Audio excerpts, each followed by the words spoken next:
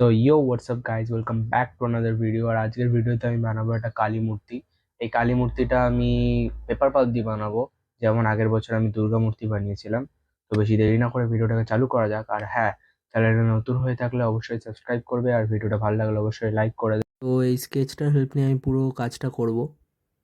এবার আমি কিছুটা গ্লু আর জল মিশিয়ে নিয়ে পুরো বোর্ডে লাগিয়ে নিচ্ছি, দিয়ে তার উপর কিছু পেপার কাটিং আটকে দিচ্ছি। আর এবার আমি একটা রাফ স্কেচ করে নিচ্ছি। এবার আমি যে পেপার পাল্পটাকে আগে থেকে রেডি করে রেখেছিলাম সেটাকে কিছুটা গ্লুয়ের সাথে মিক্স করে ওই আউটলাইন স্কেচ যেটা করেছিলাম সেটা বরাবর কিছুটা একটা পাতলা লেয়ার ছড়িয়ে দেবো প্রথমে, পুরো স্ট্রাকচারটাকে কমপ্লিট করার জন্য। আর তোমরা যদি চাও যে পেপার পাল্প কী করে বানাবে সেটার উপর আলাদা একটা ভিডিও বানাতে, তো তোমরা কমেন্ট করে আমায় জানাতে পারো।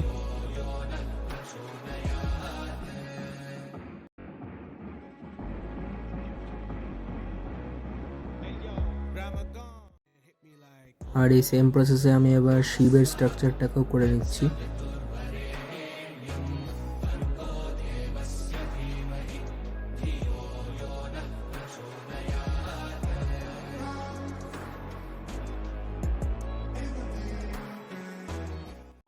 তো শুকানোর পরে এটা কিছুটা এরকম দেখতে লাগছে, আর আমি পরে একটুখানি পায়ের স্টাইলটাকেও চেঞ্জ করে দিয়েছি, মানে মা কালীর পায়ের স্টাইলটাকে চেঞ্জ করে দিয়েছি আমি একটু পরে।